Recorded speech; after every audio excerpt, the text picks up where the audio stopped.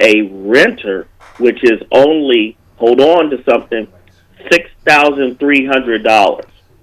Okay. Well, when you said that, Wally, immediately I thought about the network of black folks. This has been like somewhat of a, cliche in Boston. Network of a black family, $8. Hold on to your seatbelts on that one, compared to our white counterparts, 256,000, according to the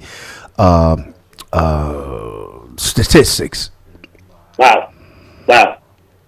So, and to follow that, that information that we just talked about, I'm going to use a couple of other recent findings that have just come out. Right. Zillow, which is the online real estate platform, they did a recent analysis of the Home Mortgage Disclosure Act. And what they found is that black applicants were denied mortgages at an 84% higher rate than white applicants last year.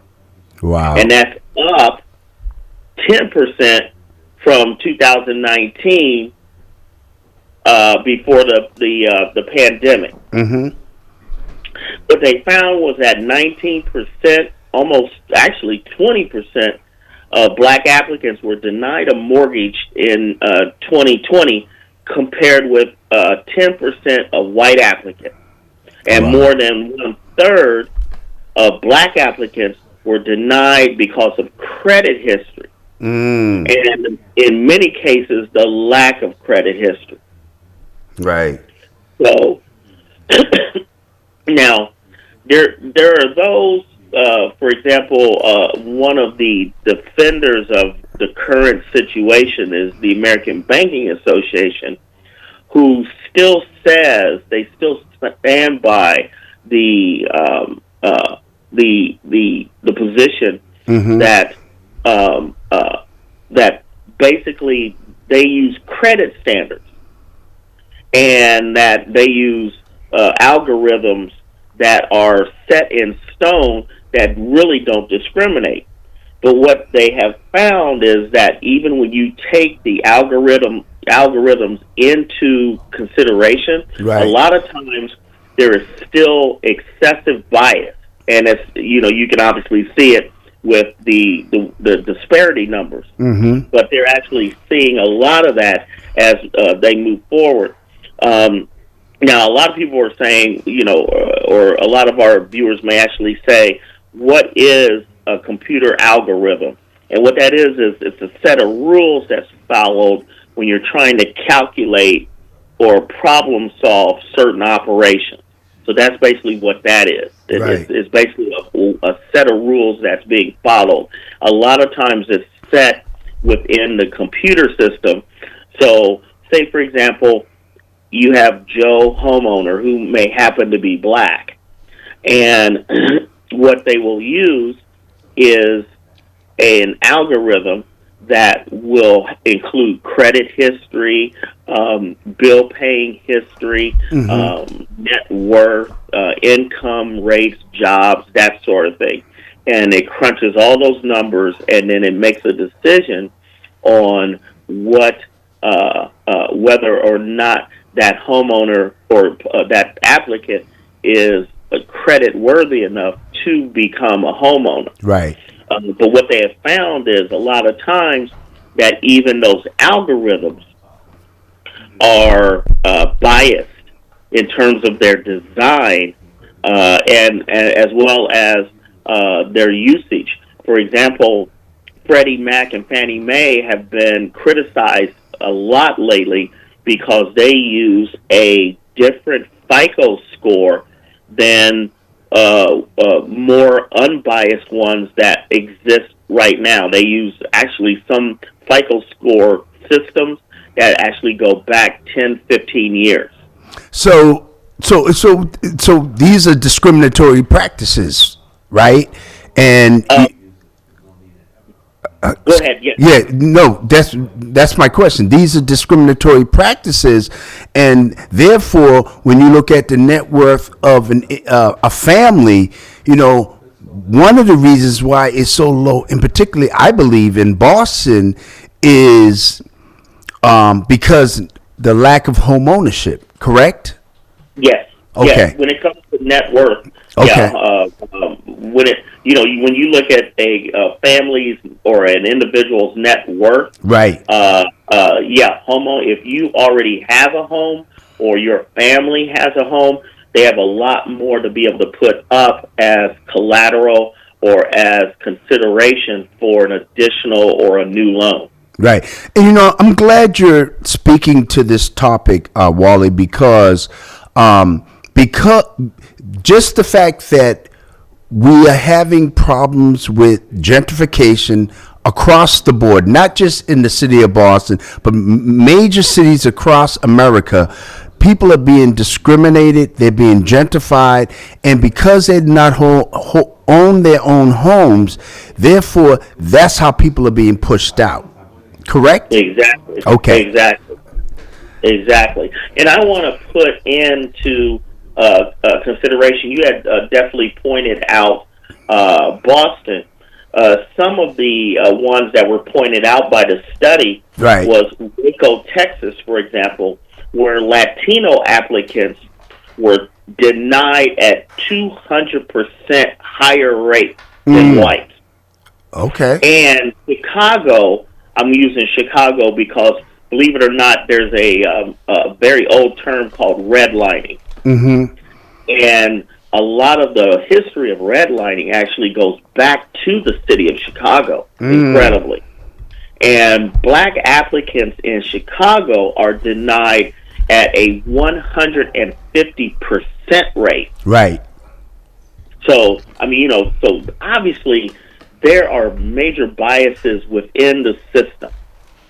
And like I said, you have the American Banking Association, you have like the major mortgage associations that are denying this, but you still have a lot of this going on. Right. So, the government, and when I say the government, we the people are really going to have to apply more pressure for more fairness, equity in consideration, because there's no way that, whenever you talk about net worth, and like you said before, the disparity between blacks and whites is so gaping. A lot of that actually hinges to two things. The first thing is, of course, income, and then the second thing is home ownership, like you had just said earlier. Okay. And when you have those issues, you are really going to have a problem having any type of impact trying to reduce that disparity. Right. It's just not going to happen. Wow. So, and it's really sad because when you talk about home ownership, it's not just home ownership, as you well know. Where you live, it has to deal with cost of living for everything from food, which we'll talk about in a minute, to education, the quality of education of your children. It deals with even what type of job or what type of business you can start up. Right. Home ownership is really the crux of a lot of different things. I know several prominent business owners who they would not have been able to start their successful businesses. I'm talking about black successful businesses, for example, here in Ohio, if it weren't for, they literally put their homes on the line. Yeah. Had they not had a home, there would be no business. Right. Yeah. So we can go on and on about the home ownership and there's many things that are tied to that, and particularly as it relates to just surviving in America. And one of the things I want to bring attention to as it relates to home ownership, getting back and forth with the oil prices and the gas, man, that is like outrageous, man. I mean, it's like it's. I spoke to my sister who lives in California. She had mentioned that gas prices out there are $7, $8 a gallon. Yes, yes, they are approaching. And, Uh, and, and it's not like Boston. See, $8 a in gallon. Boston is a walking city, so you can get around with the MBTA, the transportation here, the buses and the trains and all that. Well, you can actually walk from neighborhood to neighborhood. But in California, it's like you walk. It's going to be a walk to each block. It ain't like you can just go Exactly. down the street. You know what I mean? So, Exactly. yeah, In most of the United States, you can't really walk to right. where you need to go because you don't have that concentration like you had mentioned in In the Boston, big eastern cities like Boston or New York or Washington right. or Atlantic City, for example. And a lot of places don't have, I won't call it effective mass transit, but they don't have ongoing mass transit. Well, I mean, Mass transit is only during the traditional job hours, that sort of thing. yeah, well, I mean, So, I'll go back to California because I mean, like for here in Boston, we have the subway, right? Goes underground. They don't have all that in California because of earthquakes, yes, right? yeah, they do have. Now they do have some trains in some parts of California, for example. Uh huh. But yeah, it is mostly a driving city, and I can say that this were like I said, the majority of a lot of Midwestern cities. Everything from, for example, Columbus and Cincinnati and Cleveland, Right. Louisville, Kentucky. I can go on and on and on. Uh huh. Nashville, Tennessee. A lot of these are driving cities where if you are going anywhere, you're driving 95% of the time. Mm. I can't tell you the last time I actually really walked somewhere, Mm. or if I did, it was I drove downtown or drove to a certain area Right. and then got out and walked in Wow. that area. Wow. And then at the end of the day, got back in the car. So yeah, but getting back to the bigger thing, inflation is huge. It is at literally 40-year highs right now. It's at 7.5%. Household income at the same time has fallen 2.9%. Mm. So you have prices raising literally higher than some people have been alive. A lot of people, most folks, have not seen inflationary prices this high ever Right. in their lives. Well, and also the quantity and quality of food. I mean, I think Yeah. about, I seen a report on how prices are going up and the quantity of the product is being reduced. Like, Yeah. for instance, you get a soda or something, they're making the bottle smaller, so they're saying that we got a new design. But the price, so you're paying for the design, but at the same time, the product that it contains is much lower. Exactly. What's happening is when I gave you the inflation rate, Mm-hmm. 7.5%.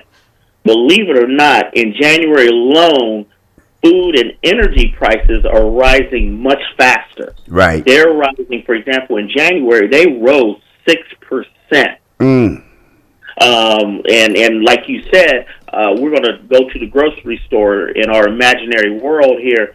In my world, I call it shock and awe. Right. I literally was at the meat counter, and I actually grabbed a stranger. I grabbed a woman, and I said, I need you to come over here. Mm-hmm. And she looking at me like I was insane. Of course I am.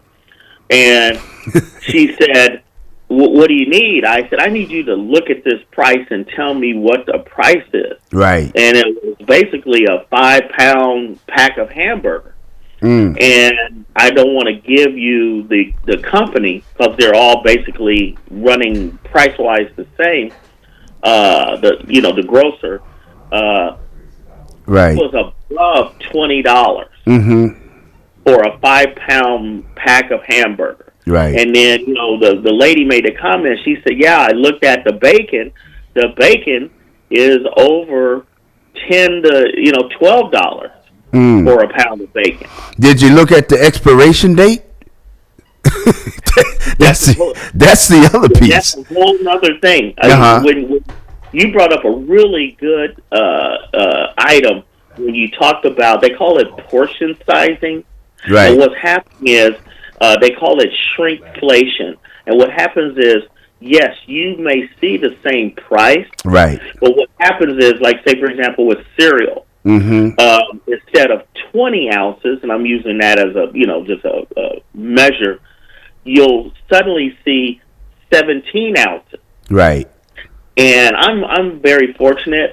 For example, I buy in large quantities, and I actually have cereal boxes that have a higher amount than the ones that I, just recently bought. Right. And so I look at that difference, and it's glaring. Sometimes it's 2 or 3 ounces, and you may not think that's a lot. That's a lot. Yeah, it is a lot. Let me do this, right? Because I thought about this, and could we have a caller on the line? But I was thinking about when you had mentioned buying in bulk. Man, I'm telling you, I found out when you buy in bulk now, like for instance meats, you could put. I remember growing up, my mother. We had big family, eight of us, right? Mom and dad is 10 of us in the household, right? And so my mom had a big freezer. You could put meats in there, and it would be to the top. But now, let me tell you, you freeze meat and then you thaw it out about a month later. Man, that meat is something. I don't know if they're putting steroids or something in the food or whatever, but it's not the same. We have a caller on the line. Caller, you're live on Boston Black News. Good morning, Ron. Here you are with your conspiracy theories.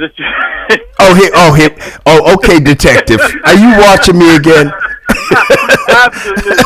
But I'm glad that you brothers are having this conversation. That's right. Yeah, I noticed the shades were up and nobody was in there, so you must have moved on. But I'm glad to hear you guys talking about this inflation, right? Because like I said, the last time, I bought a gallon of ice cream, you can't buy a gallon of ice cream in the store anymore. Right. But I think what's getting lost, not in your conversation, but in general, is that people were excited about people getting this $15 minimum wage, right? Right. And when you think about inflation and the cost of everything, right, that and then some has been absorbed, and you don't even see a difference. Like, people thought that was going to make a difference in people's lives. With the cost of things today, that $15 is probably equivalent or less than what if they were making $7 or $8 an hour. Yeah. Exactly. Yeah, exactly. You're absolutely right, man. And exactly. Now there are some things, and we can go over it now, or we can go over it a little bit later. There are some things that you can do to help fight this, inflation, because it's not going to go away for a while, and it may be actually a long while before it starts to slow down. There are some things that we can do. Let me just say this, because we have Larry Ellison on the phone. He's a detective. With the inflation and the cost of living and so forth, have you noticed there been an increase in crime? Well, there's been an increase even before. For me, there's been an increase, Ron, even prior to this, because with COVID, there's been more money into the economy, right? So people are out there buying things, and I tell folks, because we was growing up, probably the same thing in your house, Ron, and as well as your guests. If we got a new TV, we put the empty box in front of somebody else's house, so they think if they want to break in there, that they had the new TV, right? But you see, my box is out front because I moved. Okay, see, right. Okay. So you know what I'm talking about. Right. But there has been an increase, and now that the weather is starting to get, we're seeing an uptick. But what's even more alarming when you talk about the violence among young people, school-age kids that are really inflicting violence on themselves, as well as staff and the public. It's just something I haven't seen in quite some time. Actually, at this magnitude in my whole career, and I've been there for over 37 years. and it's alarming. Wow. And, that we can't get. But yeah, there's more money out in the economy, and people are spending, but it's not keeping up. And yes, it is. You're seeing definitely more crime. Right. How is it out in Columbus, Wally? We are experiencing definite increases in crime. Now, I will say this: nationally, statistically, there have been over the last couple of years major drops in crime. Mm-hmm. But a lot of that is due to COVID and the fact that COVID has kept everybody inside. Mm-hmm. But now they're starting to see, not only in Columbus but a lot of other areas, definite spikes in crime. For example, here in Columbus, we literally had 3 murders yesterday. Wow. So it's and we are literally we've been breaking our murder record in Columbus the last probably 2 to 3 years, mm-hmm. and we are on pace already this year to really blow out the old murder record. Well, last year. But this all ties in because I'm talking about lived experience, not what I read or what I see on TV, just lived, right? I'm noticing folks are walking around on edge, right? I don't know if it's the mask. I don't know if they've been locked up in the house because of the pandemic. But, I mean, it's like the littlest things. Folks are talking to themselves. I mean, and I notice seem like everyone's talking about mental health, right? Yes. That's a real thing, man. It was taboo when we used to say it back in the day, in particular in the black community. But right now, and I say this to Larry, because I know there's been talk about defund the police, the role of the police officer or law enforcement as relates to what's 911 or what's not. I mean, that's why I asked that question. Have you noticed, not just in reference to stealing, but also in reference to violence? Well, part of that too, Ron, is like you and our relationship. I think is a perfect example of how people who were not say at odds, but a difference of opinions, right? Right. Relationship where we consider each other brothers. Right. What I've seen, because I love you, boys in blue. Right, is that police officers around the country, a lot of the intervention and prevention that used to take place in people, I get it. Some things needed to be tweaked and fixed, right? And that some people's behavior was not proper. Right. But what you're seeing now is more of a responsive and just putting out fires rather than the prevention and intervention. And there's a cause and effect, because if I am going to be proactive and that's going to cost me my job, then I'm just going to be able, if I'm called to the scene to deal with something, I'll deal with that. But if I see something that I could have probably got out ahead of and it wasn't a call for service there, you're probably going to just keep driving by. And there's an effect to that. People are seeing that. And especially with a lot of the reforms, even here in Massachusetts, but in schools, and these kids now have been empowered that no one can touch them. No one can touch them. And that's just not a good recipe for young people. Okay. We have a caller on the line. Caller, you're live on Boston Black News. Good morning, sir. Wow, that's a loud voice. How are you? I'm doing okay, man. I'm back in the studio. I've been away for the last few weeks.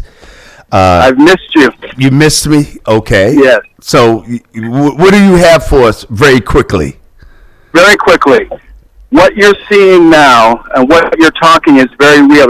You're experiencing, and I'm going to keep the black helicopter out of it, but what you're experiencing is what happens when a whole community of people are trained to mistrust their fellow person. Right. The mask was a result. If you wore a mask, then you were good. If you didn't wear a mask, it wasn't that you weren't caring about yourself, you weren't caring about somebody else. Right. I don't know how many times I was told, get the vaccine, not for yourself, but if you care about your fellow person. If you care about the other person, you get the vaccine and you wear the mask. And I said, what you're doing is you're creating a culture of mistrust and fear. Detective, you want to respond to that? Yeah, I would disagree and push back on that because there are so many things that we have to do that we don't want to do, right? Right. You know, they passed laws. This is the vaccine was more political. We've had vaccines in this country forever. We have vaccines for polio, and there's no outrage. There's people who don't. They get religious because this became such a political football.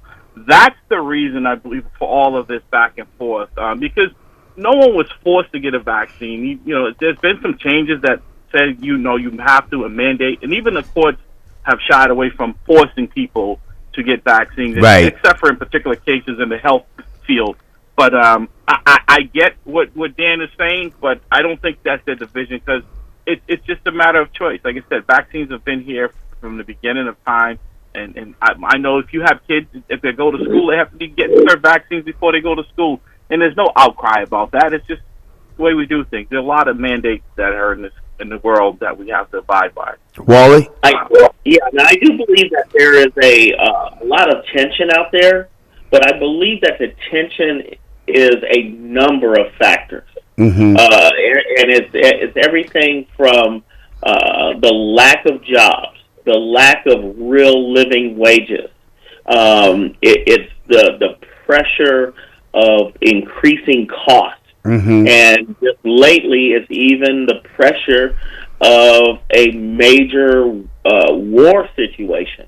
We have, and I hate to really broaden it out, but, everything right now just seems to be fight. Right. And like I said, including, what's going on over in the Ukraine and in Europe. You have a lot of people that are watching a lot of people being very uncomfortable. You're seeing millions of people, and I do mean millions of people being displaced. Right. And all of these things add up to being very uncomfortable personally.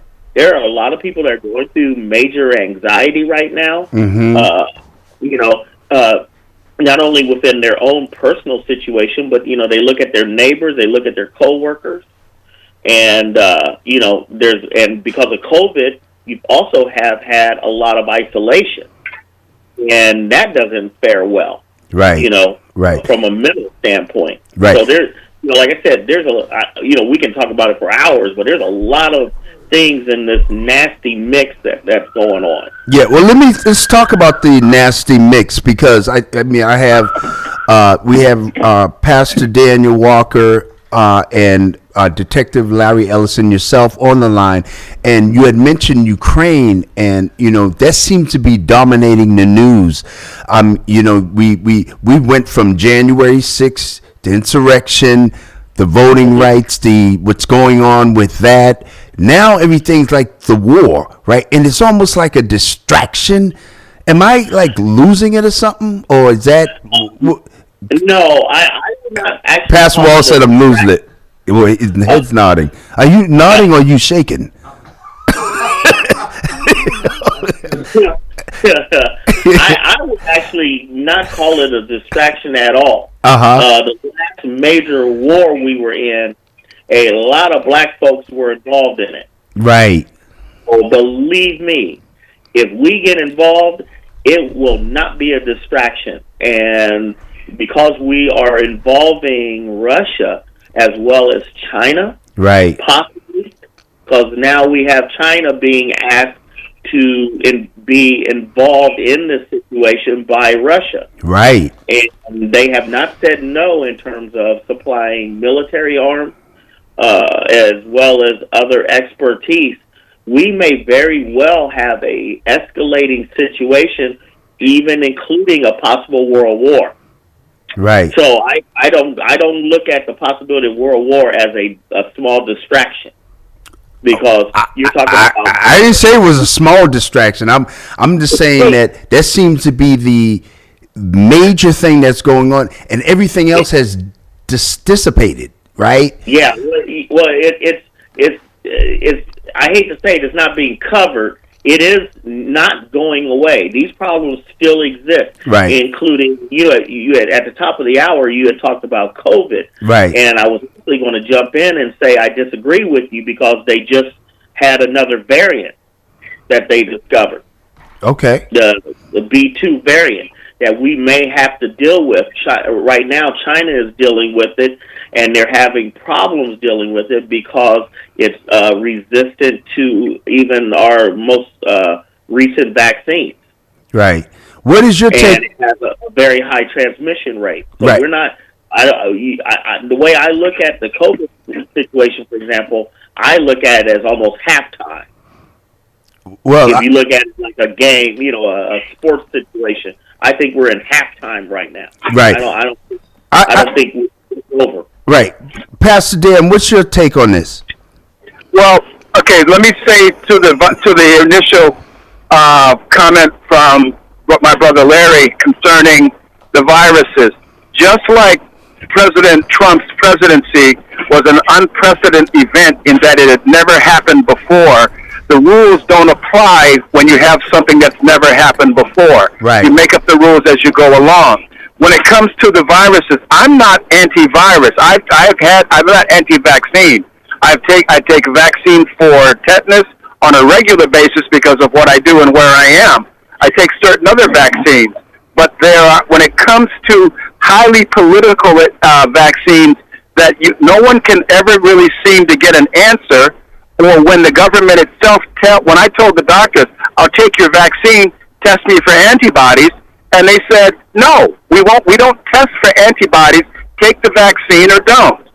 Wow. And when you get that from a doctor, then you know that you're not dealing with a level playing field, or B, even a scientific playing field. So, having said that, when it comes to this war thing, I want to put the brother at ease. There's not going to be a third world war because nobody wins a third world war. So, and China getting involved, China is always involved. If China can get America and Russia to fight, China wins. So always be mindful of how much China actually owns of America. So China is not a silent player in this.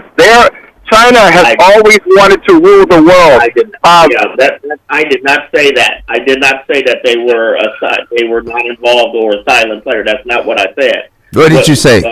Say it again. What did you say? Russia has formally asked China to supply military arms and other expertise. That's different than stealth involvement. That's different than statecraft.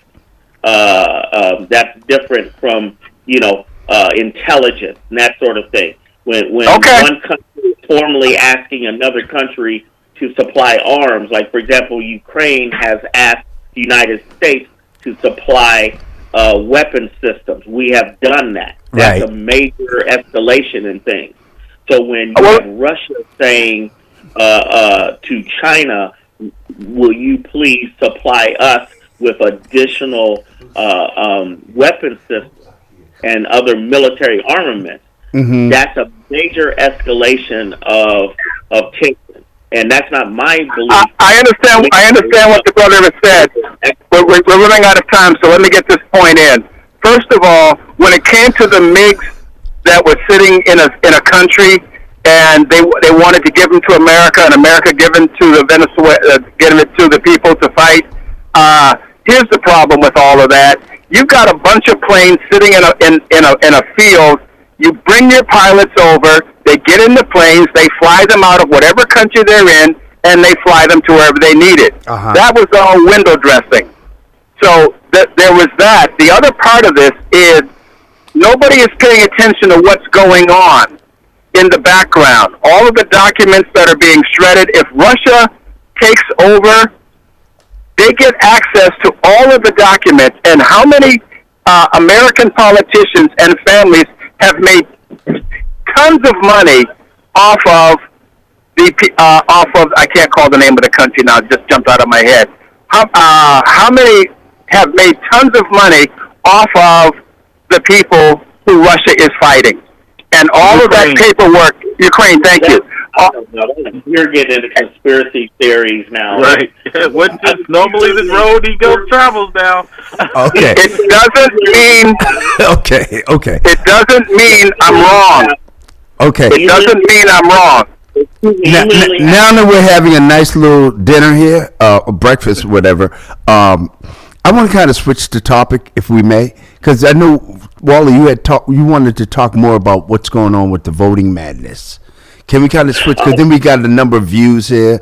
You know, I just want to get to voting because that's, my niche right there. So I just want to hear your thoughts on that. What's going on? Right now, we're still dealing with redistricting issues throughout the country. There's still, I would say, 5 to 6 states that are still dealing with major problems with it. Ohio, of course, being the heart of it all. We have made national news, as you well know, consistently, including yesterday, where we have had the Ohio Supreme Court reject our redistricting maps for a third time. Not first time, not second time, a third time. Right. And right now, our May 3rd primary is now in direct jeopardy of being postponed because we can't get it together. Is that legal? No. And I wanted to actually start by saying that our Ohio Supreme Court has a Republican majority. Okay. And we actually have a Republican majority Supreme Court heavily criticizing Republicans in Ohio, saying the maps that are being put forth to them are unfair, they're unconstitutional, and they are actually breaking U.S. law as well. And I'll give you an example. I'm going to use the Chief Justice, Maureen O'Connor, again a Republican. She said, quote, "Substantial and compelling evidence shows beyond a reasonable doubt that the main goal of the individuals who drafted the second revised plan was to favor the Republican Party here in Ohio and disfavor the Democratic Party." And she said that yesterday when they had the ruling. And what's happening now is the court is forcing our commission to redraw another map by March 28th. That's less than 2 weeks. Right. And the biggest problem is the commission, which has mostly Republicans on it. It's like literally 5-2. They're not even considering the Democratic proposals of maps or portions of maps. They're not even considering it, and that's one of the major issues. Ron, what Wallace is saying is this: just like Ukraine is asking for a no-fly zone, right? The Republicans in this country are asking for a no-vote zone in this country. Wow. They're flying over this country and asking for a no-vote zone for black and brown people and people who don't vote in their party. So what Wallace is explaining is that every Republican state, this foolishness and this trying to take people's votes away is exactly what's going on in this country. Like I said, all we're doing in all of these things with the wars, with the economy, with the voting, with the racism in this country is just a repeat of what this country has been going through. We're now, like I said, if you ever learned from history, we're now repeating it. Right? We're definitely repeating it. Putin is just a modern-day Hitler. Trump is just a modern-day George Wallace, and the Republicans are back to who they really were. All right, and we're seeing this country really expose itself for who it really is. Dan? Yes. Well, how do I respond to this? Putin is not a modern-day Hitler. First of all, Hitler executed and presided over the killing of 6 million Jews, of I think it's 4 to 5 million, and had the idea of accessing and moving in and becoming the next supreme whatever, and Putin hasn't got anywhere near the ability to do anything close to that. So to call him a Hitler is just one of those emotional words that we say. He's not. He's deranged. He's misguided. He's a megalomaniac, but he's not a Hitler. So you're making my point, because that's what Hitler was. You're making my point. Hitler worked. I don't disagree with what you're saying, but I will say this: you're comparing Hitler's final numbers at the end of the Second World War with the beginning of this situation, which, like I said, can very well escalate, right? And it can very well change. So you can't compare. In the beginning, if we're going to go by beginning, Hitler invaded Poland. Hitler invaded different places, and was successful. Putin is struggling. Well, we don't really know what's going on, but let's just say, if we can believe any of the accounts, Putin is struggling to take over Ukraine. He doesn't have the ability to do what Hitler did. But you can say that because he's a Russian dictator, fine. But if you look at how Hitler came to power and what he managed to accomplish, and the fact that his first attempt was unsuccessful, see, all of these things, you have to look at them in context. Okay. Can Putin do it? No, he can't. I don't agree. I don't agree with you. Thank you. Thank you, Russia is just real fast, Russia is a far more powerful country right now. We're talking about the arguably the second or third strongest military power in the world right now, and in the history of the world. Behind China and the United States. So I definitely disagree with that. Yeah, well, let me just say that. First of all, I just want to thank you all.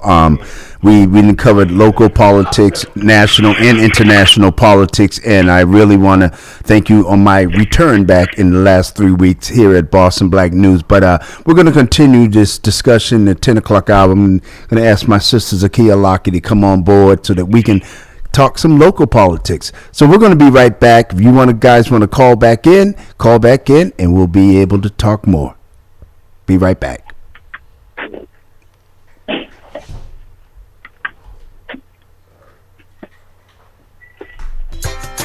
We must give the narrative.